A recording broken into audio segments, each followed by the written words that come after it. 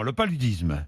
Parlons-en avec le docteur Marc Gastelou-Etchegori, qui est épidémiologiste à Médecins sans frontières. Bonjour. Bonjour. Merci d'être avec nous ce matin. Pourquoi est-ce que je voudrais parler du paludisme ? Il faut savoir que le paludisme tue 250 000 enfants de moins de 5 ans chaque année en Afrique.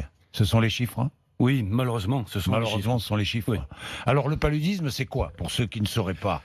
C'est un moustique qui transmet. Alors, rapidement, le parasite, c'est le paludisme, c'est un parasite qui est transmis par un moustique d'homme à homme. D'homme à homme. D'homme à homme, exactement. C'est un parasite, c'est quoi ? Alors, un parasite, on va dire que c'est un amas de cellules. C'est beaucoup plus gros qu'une bactérie, encore beaucoup plus gros qu'un virus. Oui. Donc, c'est assez gros et ça a une vie particulière. Le problème, c'est que ça nécessite l'homme. Oui. Pour survivre et pour se développer. Et malheureusement, ça tue beaucoup de globules rouges. Donc, très fréquemment, ça tue des gens. Vous avez signalé le nombre d'enfants tués, environ 250 000, mais il y a environ 450 000 personnes qui meurent chaque année. Oui, qui meurent chaque année. Les enfants qui ont moins de défense immunitaire, les personnes les plus fragiles, qui risquent de mourir du paludisme. Exactement. Le paludisme permet de développer une certaine défense que l'on appelle une prémunition, mais les enfants, quand ils naissent, en sont totalement dépourvus. Ils n'ont pas été en contact. Et c'est pour ça que les enfants et les femmes enceintes représentent finalement la cible privilégiée, je pourrais dire, du paludisme, et ce sont eux qui en payent le plus lourd tribut. Le plus lourd tribut. Bien. Le paludisme, en Afrique, essentiellement.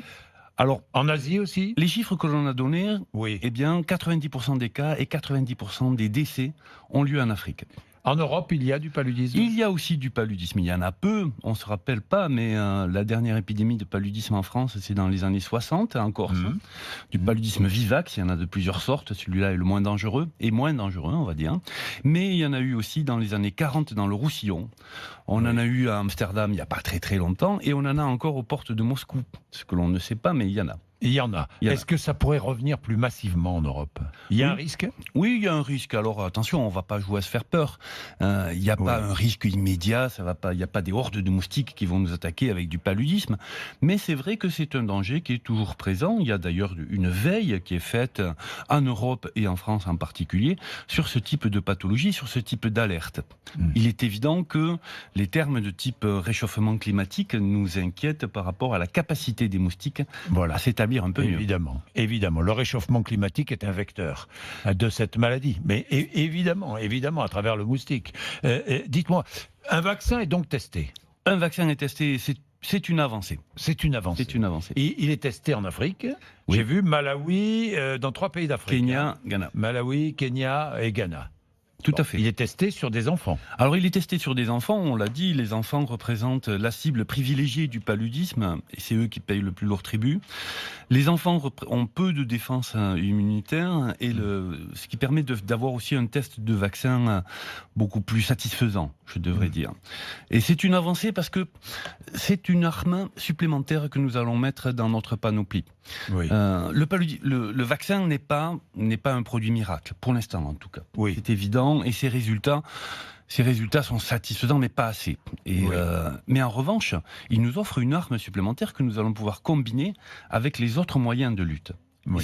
Et ça, c'est important. Et ça lance une dynamique. Et pourquoi est-ce que je voulais parler du paludisme aujourd'hui ? Parce que c'est la journée mondiale de lutte contre le paludisme. On est bien d'accord. On est bien d'accord. On est bien d'accord. Et c'est important. Vous-même, vous êtes épidémiologiste, vous êtes spécialiste de la question. Alors, le paludisme, pour Médecins sans frontières et pour Épicentre, où je travaille, représente quand même quelque chose de très important. Il faut savoir que dans les maladies infectieuses, vous avez la tuberculose, le sida et le paludisme qui arrive. C'est les 3 maladies les plus tueuses, je pourrais dire, dans le monde. Merci beaucoup. Merci d'être venu nous voir ce matin. Merci à vous. Au revoir.